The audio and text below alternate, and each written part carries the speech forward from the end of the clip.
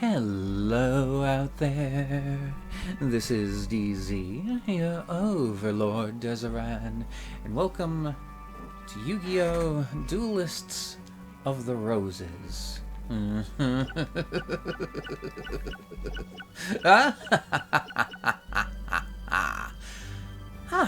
Alright, and I have the lovely Jinxie here with me. Hello, Jinxie. Hello. It's a pleasure having you. So, It's a pleasure being here. I'm glad to have you. So, for anyone that's here, hopefully you're hearing Jinxie fine. We're working on audio things. I'm hoping everything sounds fine. You can hear the game fine, I'm hoping, actually, is the key thing now. Because I'm pretty guaranteed that Jinxie's coming through fine. And alerts and everything will come through fine. I don't know if you can hear the game fine. We'll see.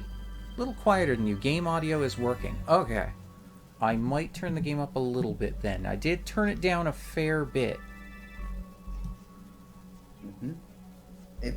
When it comes to audio, it's almost always better to have it a little bit low than having it blowing everyone's eardrums out. Well, no, that's true. The problem is, what I hear tends to be louder than what everyone else hears.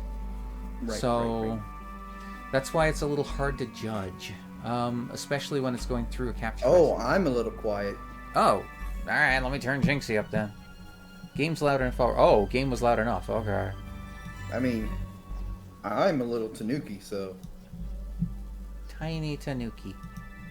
Alright, I'll turn you back up to where I had you before, which is at 150%. Oh, boy! And we'll see how that goes.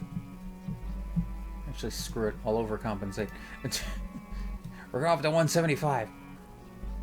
Did you know that, Mickey Mouse is now in public domain? I have heard. That is going to be interesting. There's already 2 horror movies and a video game coming out about him now. Oh, no. Well, people jumped on that pretty damn fast. Alright. Okay. Well, apparently one of the movies was, like, recorded and finished recording last year before it even became public domain. Oh, so they kind of got it ahead of time ready and just waited? Yeah. Fair enough. It's not every Mickey, just the Steamboat Willie one. Oh, yeah. Okay, fair enough. Although I did find a couple things that say that Minnie Mouse was also in public domain, so I don't know exactly. I'd have to look into it more, but... Well, she's also from that same era, though, isn't she? I don't know. And just the character, the Steamboat scene itself is part of their trademark, which doesn't expire. Oh, okay. Alright. But, now, as I was saying, so originally, we were going to do Yu-Gi-Oh! The False-Bound Kingdom, which is a GameCube game, and it's more of an RPG than an actual, like, Yu-Gi-Oh! Card game. Actually, it's completely an RPG instead of a Yu-Gi-Oh! Card game. It just has Yu-Gi-Oh! Monsters and stuff in it. And you can use spells and a few other things. Unfortunately, and I'm glad I tested my GameCube ahead of time, my GameCube is not capturing properly, so... I've had to put in... Basically, I'm having to look into an alternative, which is to get, like, a GameCube to HDMI converter, which I have put on my throne, actually. I better check which one you have, because there's one that you need to be careful about. Oh, no. Well, there's one that's known for killing GameCubes. What do you mean? What? Yeah. I'm sorry, basically, what? The HDMI has like a power feedback on it that ends up frying the GameCube. Okay. It's like how classic Pooh Bear from the books went into public domain, not the red-shirted Disney one. Okay. The GameCube killer? Oh my god. Yeah, the one you have is fine. Okay. The only issue I saw was possible ghosting, but... Okay. Alright. It's also the only one I saw that did not require a power source. So, it's just a cord. No power source required. Thank God. Yeah, most of the other ones I was seeing all required, like, you to plug a power source into it. And I was like, no, thanks. I already have too many things plugged in this room. But yeah, so we were originally supposed to do Yu-Gi-Oh! False-Bound Kingdom. Obviously, that's fallen through. But we have a runner-up. Because I had 3 Yu-Gi-Oh! Games on vote, basically. False-Bound Kingdom won. Second place is here, Duelists of the Roses. And just so you know, third place, the third game was Capsule Monster Coliseum for PS2. We will probably do that at some point. Another, like, I don't know, eventually. I just decided for the hell of it, I wanted to do the weird Yu-Gi-Oh games. The ones that aren't the normal just play card game. This partially came about from my live stream where I was showing off my game collection, and I had a crap ton of Yu-Gi-Oh! Game Boy Advance games and Game Boy games. Hey, Smelly and Friend. Okay, which one of us are you calling Smelly, Rocket? This is very important. I need to know whether I kill you or not. But yeah, so we're going to be playing Duelists of the Roses. I've played it before. I'm somewhat familiar with it, but I haven't played it in, like, I don't know, a good decade or so. Jinxie is not very familiar with it. But Jinxie is still glad to join me on this journey. Wouldn't you like to know, Mosquito Girl? Oh, God. Okay, fine. Fine. I see how it is, Rocket. God. That reminds me, I need to... Oh, wait. Nope. Don't do that. Okay. Nope. No, it's fine. It's fine. It's fine. It's fine. You know how sometimes it's hard to break routine? Yeah. Yeah, I think I mentioned this when we played Lethal Company. My routine is to post the links and then close Discord. So again, I was like, oh wait, right, I forgot to close Discord. Oh wait a minute, no, I'm in a call. But okay, we're gonna do this new game. I'm assuming that you had planned for me to watch your stream itself while playing the game instead of you sharing it. I can't share it. I actually have no way to actually share this. I cannot share my capture device on Discord. I've tried. It doesn't work. I do apologize for the delay you're going to experience. Actually, no, that should be pretty easy to do. Okay. Considering that OBS has a virtual camera system. What? What do you mean? Like, for the what? Yeah, like you can set up a scene specifically for a virtual camera so that way it can broadcast only that particular scene as your camera source. I'll have to look into that later, because I don't know what you're talking about. You're speaking words and I don't understand. Please, I do apologize. If you could, like, put up with this for just at least now, and we'll look into it later. Fine. That's fine. That's okay. fine. Okay. I was just saying there is a way to go about it, but like it's fine. Like any other time, I basically just tried to share it, and my capture device doesn't even come up as an option. So that's all. All right. Use virtual camera. Oh my god. While trying to hang up on your friend. God damn it, Rocket. Why are you tearing into me so much tonight? All right. Let's do this. The British Empire in the 1480s. The Wars of the Roses. A power struggle between the houses of Lancaster, Red Rose, and York, White Rose, to decide a royal successor was nearing an end. With the Yorkists well in the lead, the reign of Richard III was but a step away. Oh, that guy looks very familiar. Do you recognize him, Jinxie? I'll let you know as soon as it... Okay. No, I don't.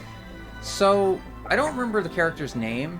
He's the same final boss as Forbidden Memories. He was like some kind of archpriest or something, like head priest, I don't know. I can't remember his name, but this is kind of like the character that they've used as the villain. Not Kaiba. Kaiba kind of is an antagonist, but never like the villain. Kind of like the show. I mean, I know. And in France, Yugi, Henry Tudor, the last Lancastrian heir, was being forced to live a life of exile. Well, fun. The Lancastrian forces were rendered powerless by ancient cards of sorcery wielded by Seto and his 7 followers who, known as the Rose Crusaders, served under the flag of Lord Crawford, a powerful Yorkist nobleman. I believe Crawford to be Pegasus in this case. Lacking a duelist to champion their cause, defeat was imminent for the Lancastrians. I have a sense on my OBS that's sweet for when I do private streams on Discord. Oh, I see. Huh. In England, duel card games were still at the fledgling stage. Thus, the Lancastrians had to look elsewhere for a duel master capable of facing the Rosencrews in battle. This is so kind of dumb thinking Weird. about it, because it's like, could you imagine like people going to war on a battlefield and instead of actually fighting in the battlefield, they just set up a table and play a children's card game? No, because that's not what happens here. It would be that people would go into a battlefield, they'd whip out cards and summon actual monsters to fight people. I mean, sort of, yeah. No, I mean that is the implication here. There's actual magic, and you're summoning real fucking monsters. There's no virtual table or anything. I didn't think it was a virtual table. But you know what I mean. Like, no, they're summoning real monsters. That's the thing. Even with Forbidden Memories, like, except for the opening part where you're playing the card game in, like, a tournament setting, the second it turns to, like, you're in ancient Egypt in Forbidden Memories, it's under the idea that you're doing the shadow games, which is basically you're using cards to summon actual monsters and fight people. I mean, it sort of makes a little more sense, but like... Yeah. No, I get Although- you. It is a funny, like, image. Yeah. I definitely get you. But I kind of do like the idea that, like, you go onto a battlefield, you whip out a card, and all of a sudden there's this giant freaking dragon. Oh my god. With this in mind, Margaret Mai Beaufort of Lancaster secretly requested a high druid to summon a duelist from another age. Oh, right. That's how this works. Guess what? We're from modern times. Oh my. Your viewer says that they're going to make us cry. I was hope you got the negotiation skills of a lawyer and good math skill, because I'm going to make you cry. Why, Rocket? What's going on? What are you talking about? Oh my god, the name. My negotiation skills are okay, because I'm good at gaslighting.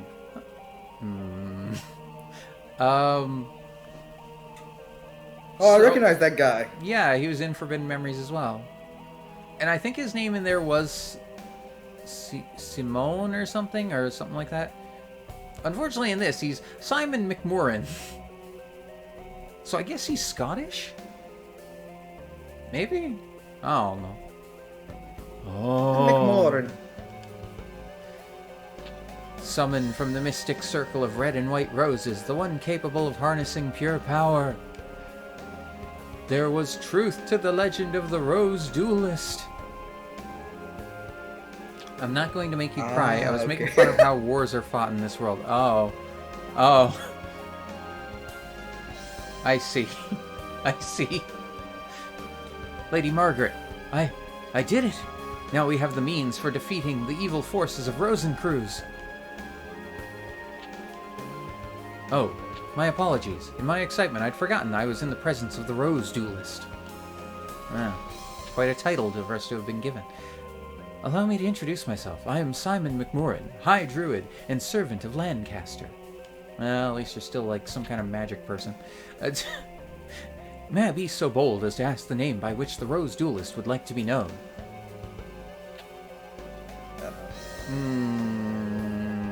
Let me think here. Normally, I would just go with my name, but since we're in this together,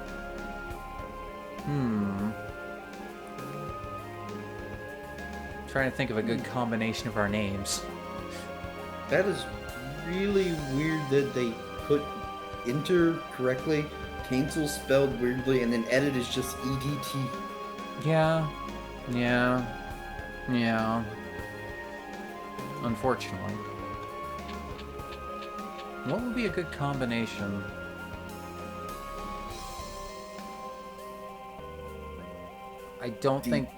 I'm not sure if Dazarinxi would work.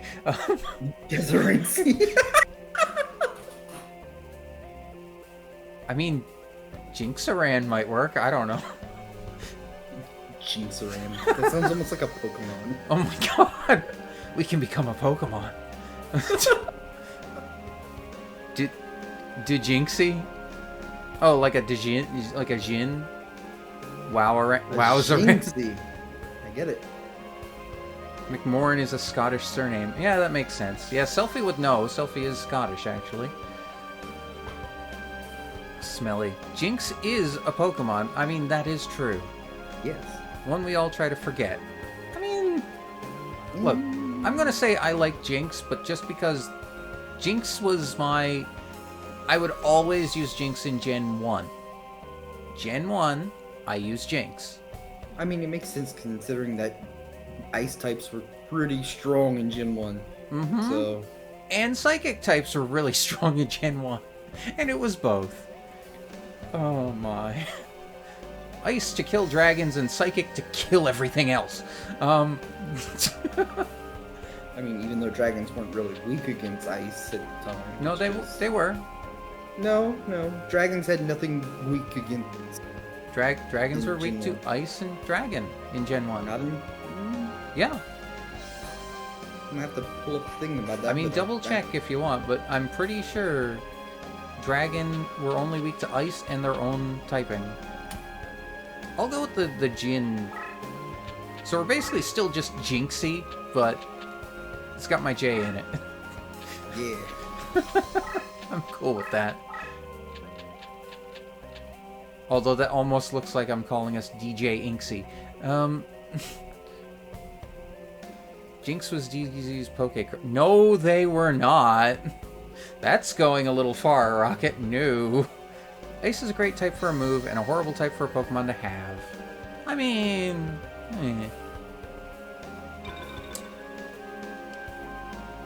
Jinxie, a fine name indeed.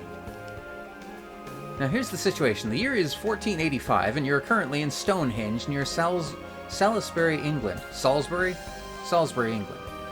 The British Empire is in turmoil with the House of Lancaster's rightful claim to the throne being challenged by the Yorkist usurpers. The power struggle is referred to as the Wars of the Roses, a name based on the badges used by both sides. A red rose for the Lancastrians and a white rose for the Yorkists. Right now our kingdom is threatened by the Yorkists and their wrongful claim to the throne. Amazing offensive, but dear God, fire, fighting, steel, rock weaknesses? I mean, that's fair. Like I said, Jinx's psychic typing half made up for that, but... Although Gen 1 didn't have steel. There was no steel type. Right. Yeah. And, okay, so... yeah, you're right that dragon and ice types are strong against dragon type, but yep, there's only 5 Pokemon that are ice type in Gen 1. So. Correct. The only Pokemon that were ice type, if I'm remembering right, were Jinx, Dugong, Cloyster, Articuno. Correct. And... Was Lapras Gen 1? Yes. Okay, Lapras. Yeah. And 3 out of those are all water type as well. So, meh. Yeah, no, Jinx was my go-to just because the psychic typing with it was just amazing. It's also one of the easier ones to get out of all of those. Oh yeah, you just trade for it. But the others are remarkably prevalent attackers. That is true, Fina. I mean, I wouldn't throw Jinx up against a fire, fighting, or rock. Well, I might throw it up against a fighting type because it was psychic, but I wouldn't throw it up against a fire or rock type. Yeah, Gen 1 psychic types were broken, just because the weakness to Ghost didn't work. Well, like a lot of things in Gen 1 were broken. Well, okay, I specifically. Okay, We're getting like pretty off track. No, I here. know. I'm just specifically mean like because ghost type did not work properly, as in the only ghost type move was lick that could deal a non-specific amount of damage. It really didn't matter for psychic being weak to them. And ghost types were all poison, so they ended up being weak to psychic. Right. I mean, Aww. the biggest issue Gen 1 had was the fact that there was only a single special stat and not a split special. So, like, it was really bad for any kind of special attackers because their special attack was also their special defense. Yeah. That is true. Getting distracted by Pokemon. Yeah, I know, Selphie. I know. Okay. We'll get back to it. Don't worry. Ahem. All because the Yorkists enjoy the support of the Rose Crusaders and their Sorceress White Rose cards. Using our Red Rose cards, we summoned you, Jinxie, to this day and age. That's what I'm here for, bestie. Oh my god. Fina. We hope that your dueling experience would defeat the Rose Crusaders and lead us to victory. You will help us? Of course you will. Foolish of me to even doubt where your loyalties lie. Rumor has it that only the legendary Rose Duelist stands a chance against the power of Rosencruz.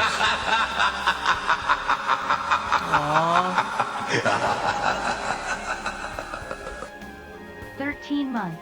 Over a year. OMG. Aww. Thank you for the resub, Darcy. Yeah, 13 months. Goddamn. Thank you so much, Darcy, you sweetie. How are you? Let's see here. We appreciate any help you can provide against them. Before I forget, I should warn you that the rules to dueling differ here from those of your age. Oh, how would you know this? Huh? How do you know the future doesn't duel the same way? That's actually a really good question. Like, if you can see from the future and even call things from the future, why are you trying to do that in the first place if you can pretty much tell what's going to happen? Like, I that mean, doesn't make much sense at all. well, I mean, if you go by this thing, there's a whole person of destiny, blah, blah, blah, blah, blah. Technically, that's always Yugi, but in the games, it tends to be player. Bored. Aw. Well, I hope we can relieve some of your boredom, Darcy. Here in England, dueling is governed by what is known as the perfect rule. Wow, you don't think too highly of yourselves, do you? In addition to several minor distinctions, there are two major differences. One is the existence of movement or positioning. The other is the deck leader concept. These are two aspects of dueling that were lost in the process when the ancient sport of duel monsters was adapted to card form. Alright. Oh, welcome being first, Darcy. The perfect rule represents these lost rules that were miraculously revived here in England. Perhaps a practice duel will serve better than an explanation, shall we? Sure. Might as well, to refresh myself on this. Alright, Darcy, hang on. Posture's fine, because we only started a little while ago. We do the stretch. Oh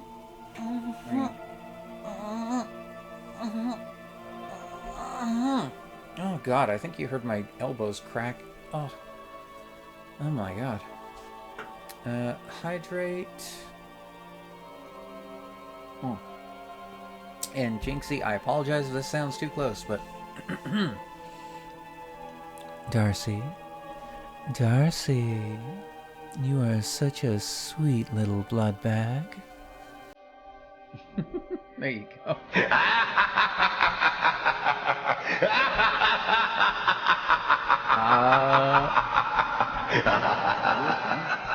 Thank you for the follow, Goku 555555657. Welcome to the Mock Army and being Denizen of Crimson Kiss. We will take good care of you. Welcome on in. I wonder if maybe you follow this game. Actually, that was the funny thing. When I loaded this on Twitch, apparently Duelists of the Roses has like 10 point something K followers. It's Interesting. Like, yeah, I know. I was like, what the hell? Let's start with the basics of dueling.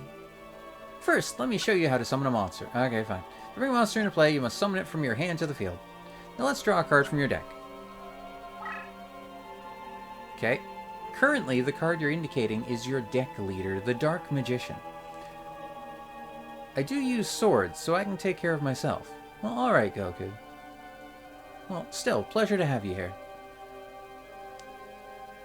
Let's order your deck leader to operate your hand. Okay. You can do this by pressing your deck leader and pressing the square button. Alright. Okay. See the blue square? That's the area where you can place your summoned monster. Let's place the monster in a position directly in front of your card leader. Line up the cursor by pressing the up directional button and then press the X button. This is your current hand. Apparently there's only one monster in your hand that can be summoned to the field. This is because summoning a monster requires a certain amount of power. Right, they use like a... The spot currently indicated is where your currently available summoning power is displayed. At the start of a duel, you have 4 summoning power points. This amount will increase by 3 every turn, and you can accumulate up to a maximum of 12 points. Right, so you just... There's no sacrificing, you just gain the ability to summon stronger monsters as the duel goes on. Yeah, it is. A different system. Yeah, I know. Like I said, so you missed... At the start of this, I basically said I have played this before, but it's been a long time, so I don't really remember too much. Except, like I said, that you can get some combos going that are kind of broken. When a monster is placed in the field, summoning power points equal to the monster's level are expended. Your current summoning power points total 4. Hence, the only monster card you can summon to the field is a level 4 monster, the Celtic Guardian. The dark cards are the monsters that you are unable to summon this turn. Now let's summon Celtic Guardian. First move the cursor over Celtic Guardian card. It's doing it for me, it's not even letting me do it. Press the X button. At this point, if you wish to cancel your selection, press circle button. Enter your selection, press the X button once again. Okay. You've now summoned the Celtic Guardian, and the card is ready for battle. Now let's attack your opponent with the Celtic Guardian. To control a monster on the field, you must first activate the card you wish to move. Okay. Blue Eyes White Dragon is the opponent. Of course it is. Feels weird, but I know Yu-Gi-Oh! Has changed so much from its start. That is true, Darcy. Oh, yeah. But, like, purposely, DZ cast Necropotence. This isn't Magic the Gathering. Fuck ads. Oh, well, hey, Slime. It seems to be playing a little bit like Magic. A little, but I don't think in... Without the moving, I guess. True. And without land. This Blue Eyes White Dragon is your opponent's leader. Let's try to attack the enemy leader. Okay. First, let's activate your monster by lining the cursor over the desired card and pressing the X button. See the yellow square? This indicates the space where your monster can be moved to this turn. Your opponent's card leader is directly ahead. Let's move straight into the space. Move your monster, you must select your destination with the cursor, press X. Okay. So far, so good. Celtic Guardian advanced 1 space, completing its move for this turn. Monsters can only move once per turn. However, a deck leader's summoning does not count as a move, hence the monster can move immediately after being summoned to the field. Okay, so that's good to know. Since there's nothing else left to do this turn, let's end your turn. To end your turn, press the start button. This is so weird. I know. I mean, if you think this is weird, you should see the other two. Like I said, Falsebound Kingdom... It's not as weird just because it's just outright an RPG. But Capsule Monster Coliseum, goddamn, that game. I think the strangest Yu-Gi-Oh game I played was probably Destiny Board Traveler. Because I don't even know what the fuck that game is. I know what it is. It's 100% orange juice, Yu-Gi-Oh style. Oh, good God. I think you're right. Yeah, sort of. It's... I've played it. It's pretty damn close. I've played it. It's weird. I do understand how this game works. I did not play this. Oh, okay, Goku, I got you. So, DZ, I have a question. I summoned Cabadon on DZ... Excuse me, Darcy? Sorry, I'll ask you later when I can hear you. No worries, Rocket. Darcy? What are you doing? Hun? Darcy? Sweetie? You want to try that again? Do we need to have a talk? Okay. At this point, it's your opponent's turn. Your opponent's summoning a monster, preparing to attack you. Oh, okay. Well, they moved forward. They have a baby dragon. We got to see what they played. Now it's your turn. There's an enemy monster heading your way. Let's use the Celtic Guardian to eliminate the threat. To attack your opponent's monster, all you have to do is move your monster into the same space occupied by the enemy monster. A monster attacking another monster is referred to as a battle. The outcome of a battle is decided by the attack and defense factors of the respective monsters. Putting the outcome aside, let's attack. Remember how to move your monster? Yes, I do. Let's do it. Okay. What the heck is going on? We're attacking their monster. Teehee, please, let's talk. Darcy, are you being bad? A little. Yeah, she's being a little bit of a bad girl. You've eliminated your opponent's monster, move one space closer to your opponent's leader. However, your opponent is now aware of your monster's strength and will probably bring a more powerful monster into play to retaliate. Now let's take a look at the factors that govern the outcome of a battle. Oh my god, here we go. Maybe the tutorial is too much tutorial. Here's how your attack played out. Your Celtic Guardian was in the attack position. Your monster automatically assumes attack position when it was moved. Attacking against your monsters they removed or attacked. Monster doesn't move and holds its position is said to be in the defense position. Currently, your Celtic Guardian and the opposing Baby Dragon are both in attack position. Outcome battle is decided by comparing strengths of each monster. In this case, both monsters in attack position has the attack factors. Okay, we know this part. We know how this all works. 1400 to 1200 attack, so we win. Oh, right. I forgot they have like it. They have an optional animation you can do for attacks. As a result, Baby Dragon is eliminated. Attack difference 200 is applied as damage against your opponent's life points. Darcy. Okay, I'm back. Then keep her in check. Just a bit naughty. DZ, looking at the ref sheets you sent me, which outfit is your most up-to-date outfit? I mean, the one I'm currently using is my newest outfit, but I don't have a reference sheet for that one, Rocket. Don't be naughty. I mean, you know. Now let's take a look at what might have happened if the opposing monster was stronger. Oh, really? We're gonna do this? Let's say your opponent had a Kamori Dragon to play with, 1500. Oh my god. When you attack this creature, you lose and take 100 points of damage, obviously. Oh my god. Okay, game. This, like, okay. I get it. I get it. I think I'm gonna start skipping the tutorial. What if the attacks were equal? Let's say Winged Dragon Guardian of the Forge. Oh no. They're just gonna kill each other, right? Right? Yep. Both are destroyed. Yeah, that's how that works. Okay, I'll work with what I got. Alright, Rocket. We know the rules. Yeah. Defense position. Oh my god. I was expecting the tutorial to just kind of tell me in general, like, the leader stuff. Hard armor, high defense factor, is currently horizontal defense position, cannot move or attack. Decide the outcome. The defense of hard armor is fairly high, is nothing compared to the attacking Celtic Guardian. Yeah, we kill it, and an opponent doesn't take life point damage because their monster was in defense position. Yeah, no life point damage.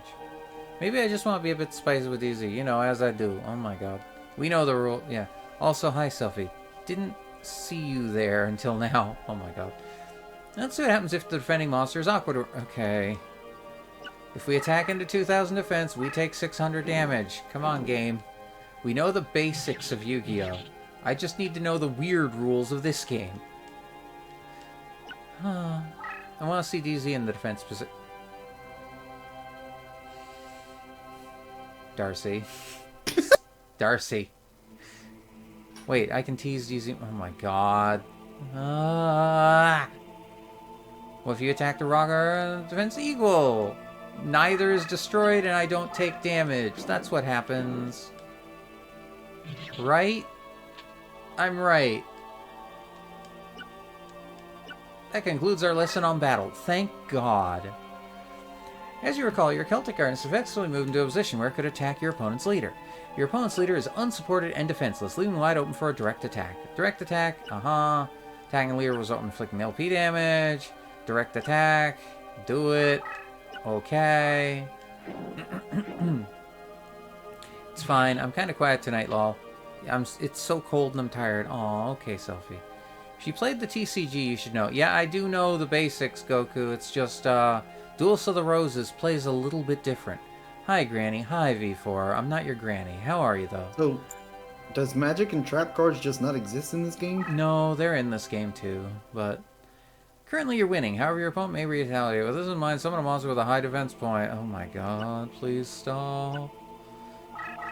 L and R1 buttons toggle between attack and defense position. Okay. Alright, I'm laughing so hard. It's so cute seeing DZ all flustered. Oh my god. Okay. Snacky. I'm gonna grab a snack. Thankfully, I've got a massive pile of them there. Do you know how to play Yu-Gi-Oh? Yes, I know the basics of Yu-Gi-Oh. Old fart? Excuse you, V4? Huh?